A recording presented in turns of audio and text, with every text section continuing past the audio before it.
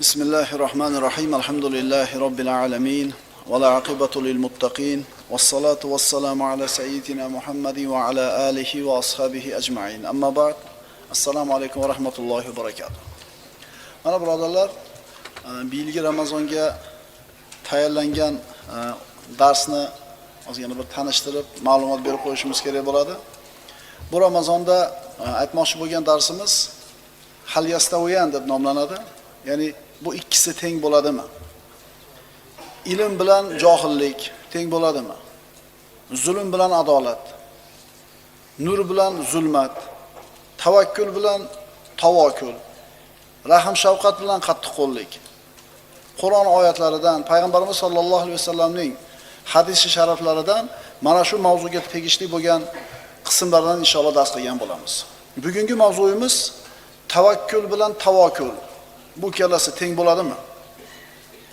Alloh subhanahu va taolo odamlarning qalblarini ikki qismga bo'ldi. Birinchi qism Allohga tavakkal qilgan, unga suyangan, unga bog'langan qalb. Yana bir qism esa o'z yaratuvchisini tanimagan, unga tavakkul qilmagan, suyanmagan qalb. Bu ikkisi teng bo'ladimi? Ertalabdan kechgacha yurishi turishida, yeyish ichishida, hayotining har bir lahzasida Allohga tavakkal qilgan kishi uydan chiqishi bilan bismillah tavakkaltu alalloh deydi. Bu kishining qalbi faqat Allohga suyanadi. Ko'chaga chiqib ketar ekan rizqini talab qilib, u rizqini do'konidan kutmaydi. U tanishlaridan, ishini to'g'rilab beradigan akaxonlaridan umid qilmaydi. Faqat Alloh taoloning o'zidangina umid qiladi. Safarga ketar ekan bunaqa odam bismillah tavakkaltu alalloh deydi. Allohga tavakkul qildim. Allohga suyandim deydi. Mashinasini yangiligiga ishonmaydi. Yo'lni tekisligiga suyanmaydi. Haydovchini mohirligiga suyanmaydi. Kimga suyanadi? Faqat Alloh subhanahu va taologa suyanadi. Anbiyolar shunday bo'lishgan birodarlar. Astagfirullah. Va ma lana alla natawakkala alallohi va qad hadana subulana va lanasbiranna ala ma azaytumuna va alallohi falyatawakkalul mutawakkilun. Ular aytishgan: axir bizni to'g'ri yo'limizga hidoyat qilgan Allohga nechun tavakkul qilmaymiz? Albatta biz sizlar yetkazadigan ozorlarga sabr qilurmiz. Tavakkul qilguvchilar yolg'iz Allohga tavakkul qilsinlar. Tavakkul nima edi? Inson bir narsani xohlab, bir narsaga yetishlikka bir xohishi bo'lsa, shu narsaga yetkazadigan sabablarni qiladi, o'zi bog'liq bo'lgan natijani Allohga tashab qo'yadi. Tavakkul degani shu. O'zingizga bog'liq sababni qilasiz, natijasini Allohga tashlaysiz. Endi tavakkul bu tavakkul emas. Tavakkul hech qanday sababni qilmaydi, lekin yaxshi narsani orzu qilaveradi. Tavakkul bilan tavakkul barobar bo'lmaydi. Ana Abu Bakr Siddiq roziyallohu anhu payg'ambarimiz sollallohu alayhi vasallam bilan hijrat qilib Makka dan chiqishdi. G'orga, Savr g'origa borib berkinishdi. Quraysh 3 kun istadi ularni. Istaganlar mana shu istaganlarni ayrimlari g'or og'ziga ham kelishdi. Abu Bakr Siddiq va payg'ambarimiz sollallohu alayhi vasallam g'orning ichida o'tirishar ekan, ularning oyoqlari ko'rinib turar edi. Ularning oyoqlari ko'rinib turar edi. Shunda Abu Bakr Siddiq roziyallohu anhu qattiq qayg'uga botdi. Chunki hozir birontasi engishib shunday qarasa, payg'ambarimiz sollallohu alayhi vasallamni ko'rib qoladi. Va bu bilan Rasulullohga aziyat etishi, hatto qatl qilishlari ham mumkin edi. Mana shu narsani o'ylab turib Abu Bakr yig'ladi. G'amga botdi. Ammo payg'ambarimiz sollallohu alayhi vasallam nima dedilar? Alloh taolo Qur'onda marhamat qildi: "La tahzan innalloha ma'ana." Ey Abu Bakr, mahzun bo'lmang. G'amgin bo'lmang, zero Alloh biz bilan birgadir. Oxirgi lahzasida ham payg'ambarimiz sollallohu alayhi vasallam Alloh taologa qalbi suyangan. Bo'ldi, topdilar, bizni turib chiqib ketmayapti. O'ziga bog'liq bo'lgan sabab indamay o'tirish. Indamay o'tirdi, natijani Alloh taolodan kutdi. Va tawakkal alal hayyallazi la yamut. Hech qachon o'lmaydigan, abadiy tirik bo'lgan Allohga tavakkul qilishimiz kerak bo'ladi. Ana Musa alayhissalom. Alloh azza va jalla Fir'avnni va uning qo'shinini dengizga g'arq qildi. Musa alayhissalom va u kishi bilan birga chiqqan Banu Isroilni najotga chiqardi. Dengizga Fir'avn cho'kib ketdi. Buni ko'rishdi ko'zlari bilan. Dengizdan chiqib ozgina yurishlari bilan bir qavmga duch keldi bu kishilar. 600 ming Yahudiy Musa alayhissalom bilan shu qavmga duch keldi. Bu qavm bir butga sig'inar edi. Haligi Yahudiylar aytishdi: "Ya Musa, ij'al lana ilahan kama lahum aliha." Ey Musa, ona ulardagi iloh kabi bizga ham bitta xudo qilib bermaysanmi? Qalb nimaga bog'lanyapti, birodarlar? Hozir Allohning mo'jizasini ko'rding. Firavn dengizdagi tushib ketdi, cho'kib ketdi. Shuni ko'rib turib, qalb Allohga bog'lanmayapti. Yana birorta but bo'lsa, bironta bir olohi bo'lsa, shunga suyansak deb turishibdi. Ishongan akaxoningiz mansabidan ketib qolsa, ne problema. Sizga bir muruvvat ko'rsatib turgan bir odam yo'q bo'lib qolsa yoki muruvvatni bermay qo'ygan bo'lsa, muammo emas. Chunki rizqingiz kimning qo'lida? Allohning aytgani bo'ladi. To'g'rimi? Yo'q, ro'parangizga sizni sotadigan tovaringizga bir do'kon ochildi yana. Yuraklaringiz siqiladi, endi nima bo'lar ekan, klient tortib qo'yadi yarmini. Ana birodarlar, Allohga tavakkal qilgan, Allohga suyangan qalb qanchalar xotirjam bo'ladi. Bu ham rizqini yeydi. Bu ham rizqini yeydi. Zo'ra narigi do'konni yo'q qilishga harakat qiladiganlar bor. Yozadigan joyga yozadi, shikoyat qilib, bir narsa qilish kerak-da. Как будто buni rizqini nima qilib ketadi u? Birodar, xotirjam bo'ling. Rizqingiz peshonangizga yozilgan. 121 kunga to'lganingizda. Ko'pi ham kelmaydi, ozi ham kelmaydi. Musa alayhisalom ularga: "Qala innakum qawmun tajhalun." Albatta sizlar bilmaydigan qavmsizlar. Hozir najotga chiqarib qo'yib tursa, Alloh taolo qalbi yana nimaga suyanyapti? Butlarga. Muhammad alayhisolatu vassalamning ashablari va Musa alayhisalomning qavmi bular bu o'rinda teng bo'lishmaydi. Uhud kunida musulmonlar mag'lub bo'lishdi. 70 kishi musulmonlardan shahid bo'ldi. Tirik qolganlarning aksariyati jarohatlangan. Hatto ularning imomi bo'lgan Muhammad Mustafa sallallohu alayhi vasallam jarohatlangan. Muborak jasadlarga jarohat yetdi. Odamlar qiylangan, charchagan, ruhlari cho'kkan, ruhlari tushgan. Mana shu vaqtda yana xabar keldi. Abu Sufyon avvalgisidan ham kattaroq bir qo'shinni jamlab, sizlarning ustingizga takror kelyapti. Sizlarni yo'qib tashlashlik uchun. Allazina qala lahumun nasu innan nasa qad jama'u lakum fakhshawhum. Alloh taolo shunday dedi Qur'onda. Unday zotlarga ayrim kimsalar, Quraysh odamlari sizlarga qarshi sanoqsiz lashkar to'plagan, qo'rqingiz deyishdi. O'zi mag'lub bo'lib turibdi. 3 kun o'tdi jangga. Ruhan, jismonan sinib turibdi. Yana qo'shin ko'proq adadi bilan ustinglarga kelyapti desa, Allohga bog'lanmagan qalb, Allohga tavakkul qilib suyanmagan qalb qo'rqishi mumkin. Ehtimol qochib ketishi ham mumkindir. Ammo Allohga bog'langan qalbchi? Bu ikkala qalb teng bo'ladimi? Alloh taolo aytadi: Allazina qala lahumun nasu innan nasa qad jama'u lakum fakhshawhum fazadahum imanan va qalu hasbunallohu va ni'mal vakil. Unday zotlarga ayrim kimsalar, Quraysh odamlari sizlarga qarshi lashkar to'plagan, qo'rqingiz deganlarida bu gap ularning iymonlarini ziyoda qildi va bizga yolg'iz Allohning o'zi kifoya, u zot eng yaxshi ishonchli vakildir dedilar. Hasbunallohu va ni'mal vakil. Biroq qo'rqitganda, qalbingizga qo'rquv kirganda, sizni g'amga solib qo'yganda, siqilib yechimda bo'lmay turganingizda hasbunallohu va ni'mal vakil. Agar chin yurakdan aytsangiz, boyaga g'am ketadi. Agar chin iymondan aytsangiz, boyaga qo'rquv, xavotir ketadi. Kim aytgani bo'ladi? Allohning aytgani bo'ladi.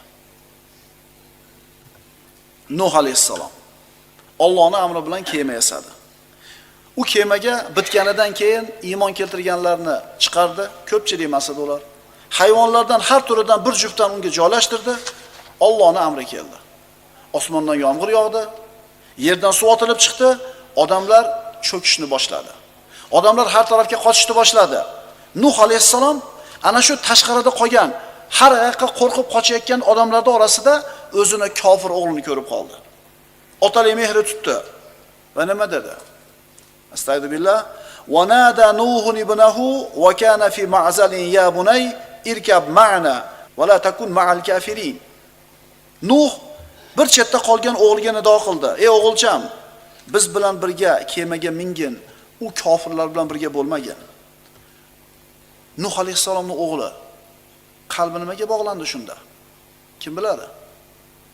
Tog'ga baylandi. Tog'ga chiqib olsam, shu cho'kishlikdan qutulib qolaman dedi. Bo'ladi-yu ba'zida. Pulimizga ishonib qo'yamiz. Falon joydagi akaxonimizga ishonib qo'yamiz. Falon joydagi tomimizga suyanib qo'yamiz. Bizning problemamizni hal qilib beradigan ukaxonimiz bor, jiyanimiz bor. O'sha jiyan yo'qlarda ishi nima bo'ladi deng? Ularga ham hal bo'ladi. Nuhning o'g'li, Nuh alayhissalomning kofir o'g'li Allohga bog'lanmadi qalbi.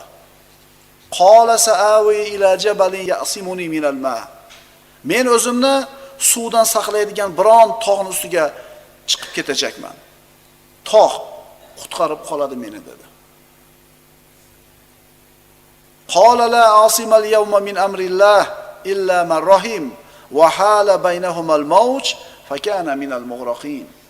Nuh alayhissalomning qalbi Allohga bog'landi. O'g'lining qalbi tog'ga bog'landi. Natija qanday bo'ldi? Nuh aytdi: "Bugun Allohning amridan saqlaguvchi yo'qdir, magar o'zi rahim qilganlarnigina saqlar." Shu payt o'rtalarini to'lqin to'sib qo'ydi-da, o'g'il g'arq qilinuvchilardan bo'lib qoldi. Tog' qani? Qani tog'? Nuh alayhissalom birorta odamga suyanmagan edi. Uyiga suyanmagan edi. Haqiqatan ulkan yerni qozig'i bo'lgan, ehtimol 100-200 metr baland bo'lgan tog'ga suyangan edi. Lekin tog' uni saqlab qola oladimi? E'tibor beringlar. Kimni qalbi nimaga bog'landi va natija qanday bo'ldi? Bu qalbini Allohdan boshqaga bog'lagan kishining jazosi edi. Qalbini Allohga bog'lagan kishi, Allohga suyangan kishi va qalbini Allohga bog'lamagan, boshqa narsalarga suyangan kishi ikkalasi teng bo'ladimi? Payg'ambarimiz sollallohu alayhi vasallam o'zining sahobalarini mana shu asosning ustida tarbiyaladi. Qalblar kimga bog'lansin? Alloh subhanahu va taologa. Qalb, kishining qalbi o'ziga qadrli bo'lgan, qimmat bo'lgan narsaga suyanmasin. Hatto Muhammad alayhisalomga ham bog'lanib qolmasin qalb. Chunki innaka mayyitun va innahum mayyitun. Ey Muhammad alayhisalom, siz ham bir kun mayyit bo'lasiz. Ular ham mayyit bo'ladi. Uhud kunida payg'ambarimiz sollallohu alayhi vasallam qatl qilindi, Muhammad o'ldirildi degan gap tarqadi. Uhud kunida ma'lumiylar payg'ambarimiz sollallohu alayhi vasallam ana shu Abu Omir kavlagan chuqurlardan bittasiga tushib ketganida shayton qichqirgan edi. Muhammad o'ldi deb. Rasululloh sollallohu alayhi vasallamni vafot etganligini eshitib, sahobalarning ayrimlari chekina boshladi. Ayrimlari qayg'uga botib qurollarni tushirib oldi. Ayrimlari yerga o'tiriblar qoldi nima qilishni bilmasdan. Alloh taolo bu haqida nima dedi? "Va ma Muhammadun illa rasul qad khalat min qablihi rusul." Muhammad sallallohu alayhi vasallam faqat bir payg'ambar xolos. Undan ilgari ham payg'ambarlar o'tgandir. Bas agar u Muhammad alayhisalom vafot etsa yo o'ldirilsa, ketingizga kufrga qaytib ketasizmi? Kimda kim ketiga qaytib ketsa, Allohga biror ziyon yetkaza olmas. Alloh esa yo'llaridan qaytmay shukr qilguvchi bandalarni mukofotlaydi. Payg'ambarimiz sollallohu alayhi vasallam keyin vafot etdilar, birodarlar. Shunda Umar ibn Xattob roziyallohu anhu Muhammad sollallohu alayhi vasallam o'lgani yo'q. Musa Robbisi bilan 40 kun gaplashgani ketgan edi Tur tog'iga. Shunda ketdi, qaytib keladi. Kim Muhammad alayhisalomni o'ldi desa, bo'yniga qil uchiraman deb turgan edi. Mana shu kunda Abu Bakr aytdi. Kim Muhammad alayhisalomga ibodat qilgan bo'lsa, Muhammad alayhisalom tahqiq vafot etdi. Kim Allohga ibodat qilgan bo'lsa shu kungacha, Alloh azza va jalla tirik, hargiz o'lmaydi. Demak, bizning qalbimiz pulimizga, mansabimizga, tanish bilishimizga, uyimizga, mashinamizga suyanmasligi kerak. Hatto Muhammad alayhisalomga ham suyanmasligi kerak. Chunki u kishi ham bor yo'g'i bir banda edi. Hud alayhisalom. Bu ulug' nabiyni qavmi u kishiga ozor berdi. U kishini qatl qilmoqchi bo'lishdi. Hud alayhisalom ularga anni bari'un mimma tushrikuna min duni fakiduni jami'an thumma la tunzirun dedi. Bilasizlar, insoniyat tarixida yashab o'tgan odamlarning jismonan eng quvvatlilari Od qavmi bo'lgan. Hud alayhisalomning qavmi. Men sizlarning Allohni qo'yib, unga soxta xudolarni sherik qilishingizdan bezorman. Ana endi barchangiz bir bo'lib, hech kechiktirmasdan menga bilgan hiylalaringizni qilaveringlar. Qo'lingizdan kelgan ishinglarni qilinglar deb qavmiga tahdid solyapti. Qo'lingdan nima keladi? Birodarlar, jismonan baquvvat bo'lgan Od qavmi. Bitta o'zi u kishi iymon keltirgan ozgina odam butun qavmga kuchi yetmaydi. Lekin qaysi quvvatga suyanib turib qavmiga tahdid qilyapti? Kimga suyanyapti bu kishi? Alloh subhanahu va taologa. Inni tavakkaltu alallohi robbi va robbikum. U kishining quvvatini siri shunday edi. Men faqat mening ham, sizlarning ham Parvardigoringiz bo'lmish Allohga suyandim. Hayotda misol to'liq yotibdi, birodarlar. Biz qalbimizni qachon Alloh taoloni yolg'iz o'ziga baylaymiz, boshqa hech kimdan umid qilmaymiz, boshqa hech kimdan qo'rqmaymiz, shunda Alloh taoloning siz bilan bizga bergan va'dalarini ustimizga tushganini ko'ramiz. Va man yatawakkal alallohi fa huwa hasbuhu. Kim Allohga suyansa, bas bu kishining ishi Alloh taoloning zimmasida. Hud alayhisalomga tahdid qildi qavmi. Hud alayhisalom qavmiga tahdid qildi. Natija nima bo'ldi? Od qavmini Alloh taolo 7 kecha 8 kunduz esgan sorsor shamoli bilan yakson qildi, vayron qildi. Fahal taralahum min baqiya. Ulardan birontasi qolganini ko'rdingizmi? Faqat Hud alayhisalom va u kishi iymon keltirganlar tirik qoldi, qolgan hammasini Alloh taolo yakson qildi. Ular nimasiga suyangan edi? Jismoniy quvvatiga, o'zlarining moli mulkiga, saltanatiga. Musa alayhisalom o'zini qavmini Misrdan olib chiqdi. Firavn orqasidan qo'shini bilan quvib chiqdi. Musa alayhisalom qavmi bilan dengizga keldi, orqada qo'shin ko'rindi. Bir tomonda dengiz, bir tomonda ularni yakson qilish uchun kelayotgan o'sha davrning eng kuchli qo'shini. Qalbi Allohga bog'lanmagan kishilar aytishdi, inna la mudrakun. Bo'ldi, yetib kelishdi, tugadik deyishdi. Ammo Robbisiga haqiqiy tavakkul qilgan Musa alayhisalom nima dedi? Kalla inna robbi ma'i sayahdin. Yo'q. Aniqki men bilan birga Parvardigorim bor. Albatta u meni najot yo'liga boshlar. Biz hayotda bo'layotgan muammolarimizni hammasini aqlimiz bilan hal qilayotganga o'xshaymiz. Plan tuzamiz, chizamiz, boshqa qilamiz. Mana men rejani zo'r qilganligim uchun ishim tekis chiqdi. Men mana bu narsani mancha marta takrorladim, Qur'onda yaxshi yodladim. Deymizda o'zimizni, mehnatimizga, o'zimizni kuchimizga suyanib qo'yamiz. Birodarlar, bu faqat sabab. Natija kimdan bo'ladi? Imtihon qilamiz bolalarimizga. Zo'r o'qigan. Oddiy narsani so'rasangiz imtihonda tili yemaydi-da. Voy, nima ayta olmayapsan? Indamay turaveradi. Nimaga ayta olmayapti? Sir bosib qoldi deydi. Bo'lmasam u domlasini har kuni ko'radi. Alloh o'sha paytda qo'llamadi, Alloh o'sha paytda bermadi, nima bo'ldi?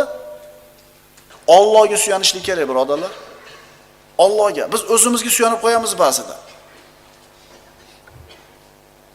Firavn nimasiga suyangan edi? Orqada qo'shini bilan kelayotgan Firavn o'zini askariga, o'zini quvvatiga, o'zini podshohligiga. Natija nima bo'ldi? Hech qancha vaqt o'tmadi, Musa alayhisalom va u zot bilan birga bo'lganlar najotga chiqdi.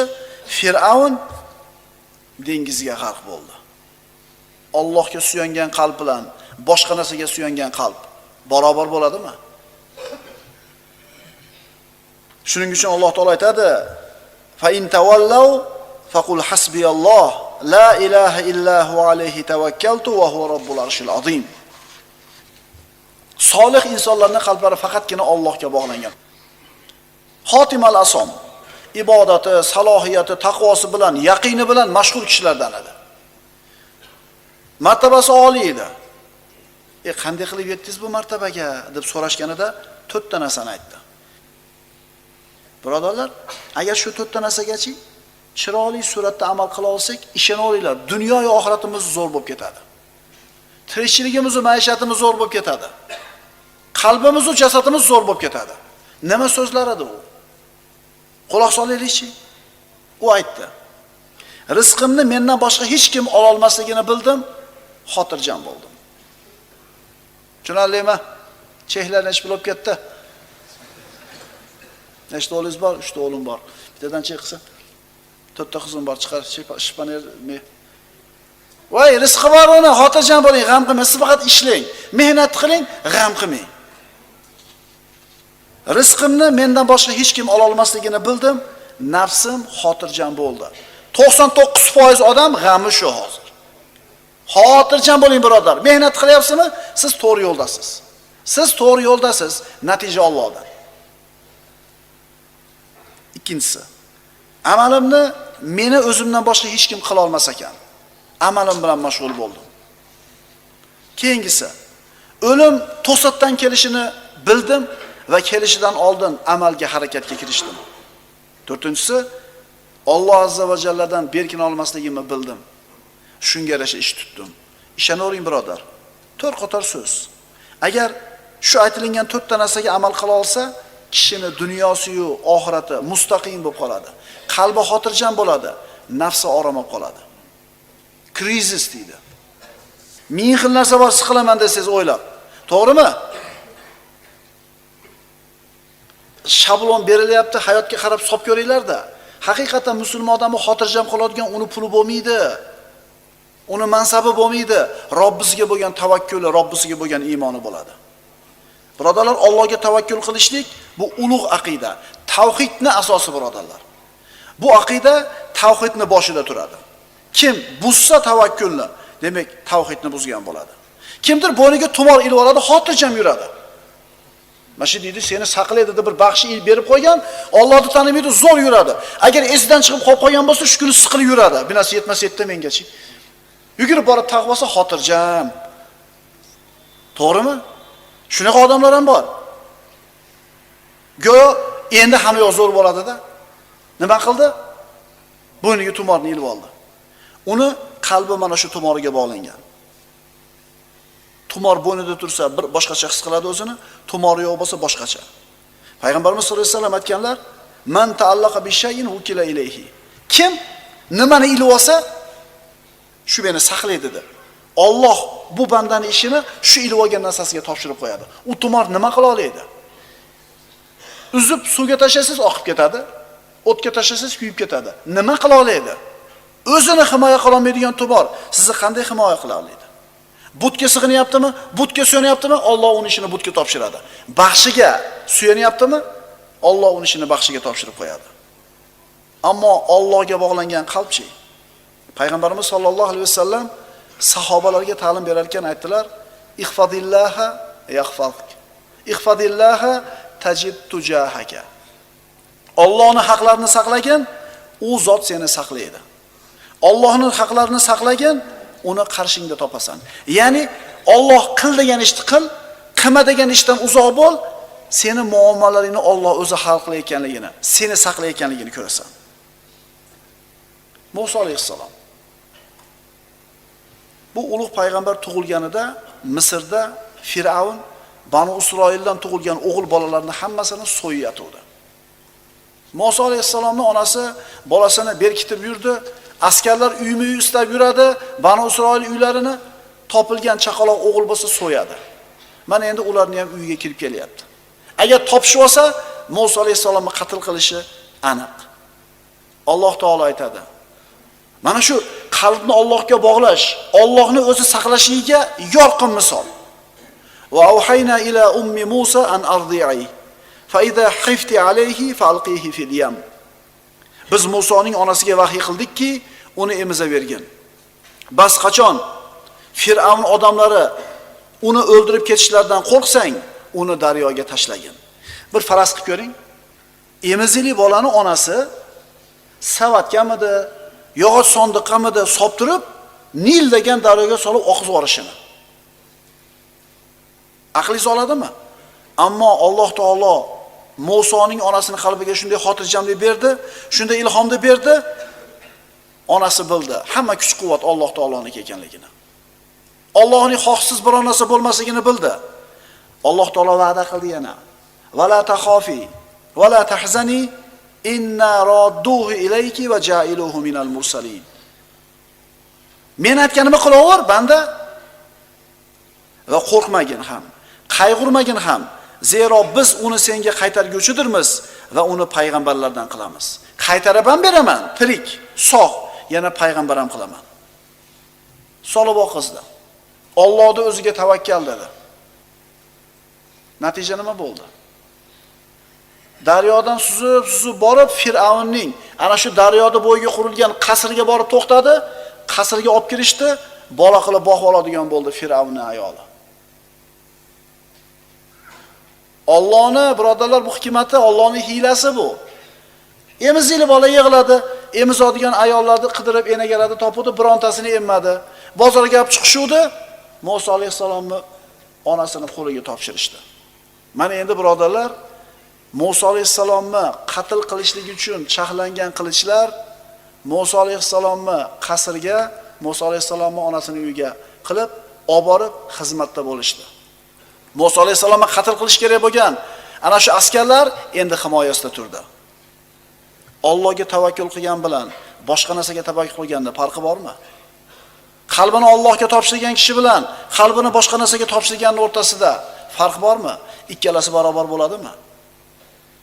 85 ga ko'rganda Ibrohim alayhisalom bir dona o'g'il ko'rdi. 3 ta qizdan keyin bitta o'g'il ko'rmadi. 85 ga kirganda bir dona bola ko'rdi. Alloh taolo buyurdi. Hech kim yo'q bo'lgan, na ekin, na odam, na biron narsa bo'lmagan sahroga tashab kelasan. Allohning hukmiga labbay dedi. Ayoli Hojar o'g'li Ismoilni olib Bakka vodisiga olib keldi. Bu yerda bu paytda hech narsa yo'q edi u yerda, sahro edi. Qo'yib orqasiga qarab ketdi. Ayoli osilib oldi orqasidan. Ibrohim tashab ketasin bu yerga. Indamadi, javob bermadi. Erini payg'ambarligini bilar edi Hojar, so'radi. Yo Alloh buyurdimi bu narsaga?